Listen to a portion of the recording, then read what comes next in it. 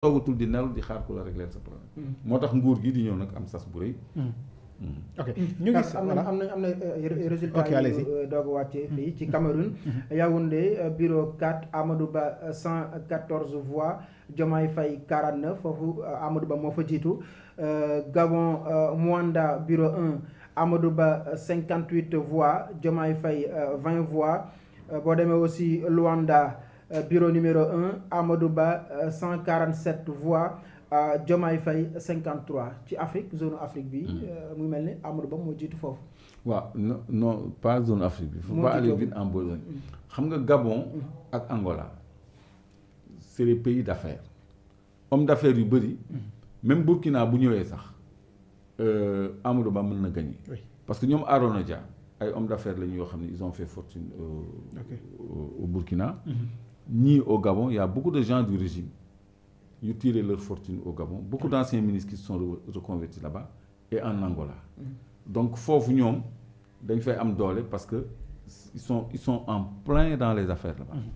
mais différence bi mu ngi nar a nekk dans des pays comme la Côte d'Ivoire le Togo le Mali à côté la Gambie. La Mauritanie yooyu bu ñëwee tu vas voir que c'est différent. donc yooyu dëkku businessman la ñuy nekk dans l'or dans les bijoux. Dans les travaux publics dans le commerce et même dans loo xam ne mënu ma ko citer sax. donc ñooñu en général waa nguur gi la ñuy doon seen ay nit la ñuy doon si amul benn mbetteel. surtout Gabon ak Angola. d'accord justement ñoo ngi ko doon wax sànq dëkk yi nga xam ni vote amu fa Japon la Chine Corée du Sud Indonésie Inde Thaïlande Singapour. Vietnam Philippines Malaisie Hong Kong Taïwan Cambodge Mongolie Népal dëkk yooyu la ñu wax ni vote amu fa ci Sénégal contrairement ak résultats yi nga xam ne nga koy véhiculer ci Chine quoi. loolu déggoon naa ko depuis ci suba moo tax ma ni ñu tey ci. peut-être rek par rapport à l'organisation des élections yaa ngi koy tudd ku mel ni Mouhamadou Makhtar Cissé coow yu bëri woon na que il est militant nangam mais je pense que cette année-ci li ñu gis ci wàllum quoi néew na trop day wane que saa bu ñu bëggee organiser élection on peut le faire sans que aussi tension am ak yi ni mel. waaw am nañu maturité boobu. parce que d'abord c'est l'administration et le commandement territorial qui organisent en plus de la cour d'appel. donc ñooñu ñooy piliers yi léegi à côté d'eux il y a la Sénat il y a la DGE. et il y a le ministère donc. loolu ñoom am nañu habitude bi donc je crois que DGE ak Sénat def nañu lu ñu war a def commandement territorial gouverneur yi ak préfet ak sous-préfet yi def nañu lu ñu war a def en termes d'acheminement du matériel d'installation du bureau de vote d'installation des abris provisoires là où il y a pas d'école comme Touba xam nga Touba gars yi ñu naan mais dafa bëri abri provisoire mais Touba amul école. Touba amul école donc il faut que ñu wut ay abri provisoire pour nit ñi voter. donc yooyu yëpp. ñoom fexe nañu ba mu jàppandi donc déplorer wuñu matériel des fois ñu ni bulletin Diomaye jeex na mais après dañ koy indi donc voilà c'est tout à fait normal donc on peut être à cette étape-là parce que c'est la fin de la journée quand même satisfait de l'organisation du scrutin Makhtar Cissé a tenu parole. ok l'appui du PDS ci coalition ou ci diree ci Diomaye président lan la ko mën a apporter concrètement sur lu jëm ci électorat bi. Bon, c'est un soutien qui vient un peu tard parce que bu fekkoon ni gënoon na teel. doon na gën. imagine bi ñu éliminé Karim rek mu wàcc Sénégal battre campagne auprès du Pastef auprès de Diomaye et de Sonko avant sax Sonko di génn ak Diomaye. il aurait occupé le terrain de ses moyens et tout donc mais mieux vaut tard que jamais mais soutien bi. daf leen di won rek ni qu'il n'avait pas fait le bon choix en 2019. parce que soutien bi depuis 2019 la woon. gis nga 2019 bu ñu souteniroon Ousmane Sonko je te jure da doon gagner da doon nekk président. protocole de Conakry. waaw donc bu ñu ko souteniroon 2019.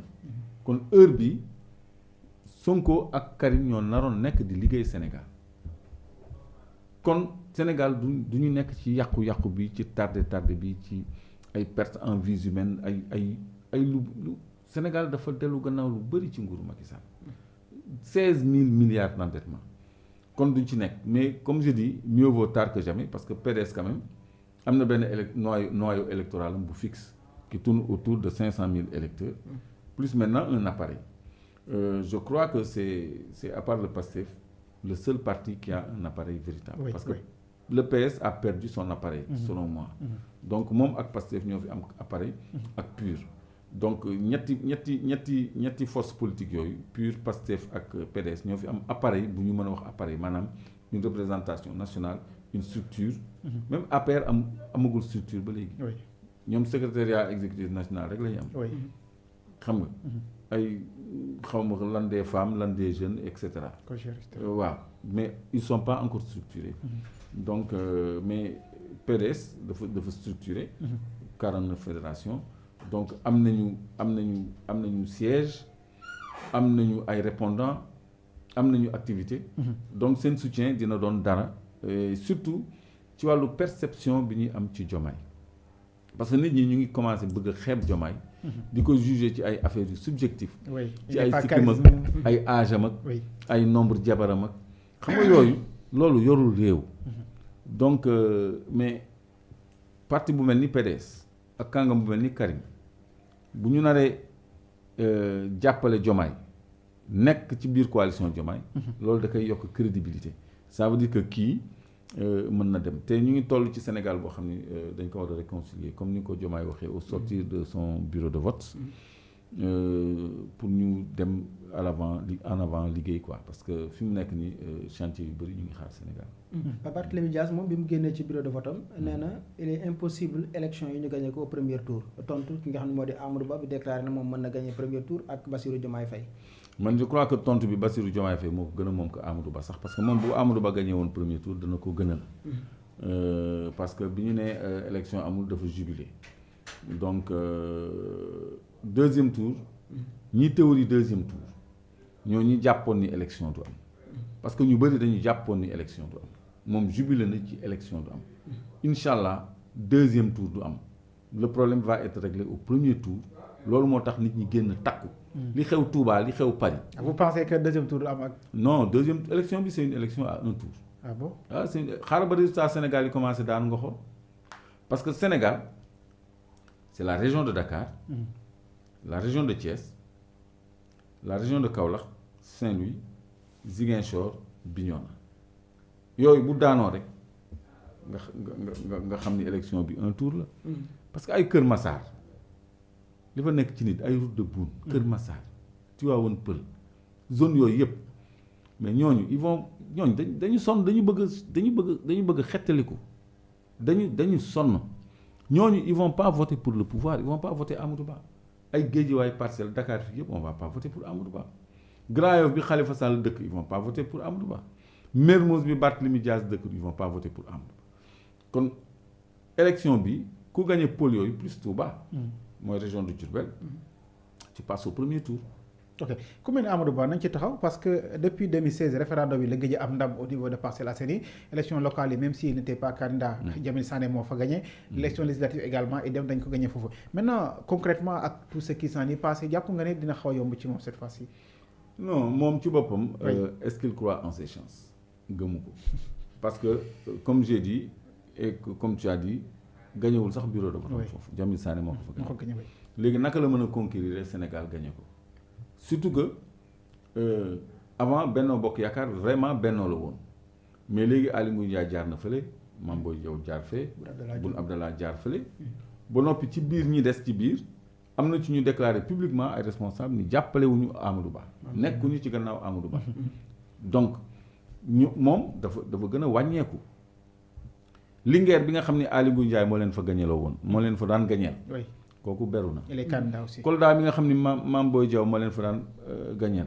candidat beru na. candidat la. Fouta bi nga xam ni seen fief la dañoo diviser gis nga Omar Anne ñu ngi koy soupçonné. ni pro Amadou Ba. alors que Amadou Ba mooy seen candidat ñu dindi ko ministre. dindi Doudou Ka ministre. te nee nañu Amadou Ba mooy seen candidat ñuy affaiblir ñi nga xam ne dañoo jege Amadou Ba. kon ñooñu ñu ngi diviser seen propre électorat. kooku nag nga bëgg a jàkkaarloog une force montante comme le PASTEF à laquelle s'est greffé beaucoup d'autres forces politiques et citoyennes kooku c'est mission impossible. en tout cas mu ngi noonu fekkee am nga yeneen résultat Abdou Khadre ñu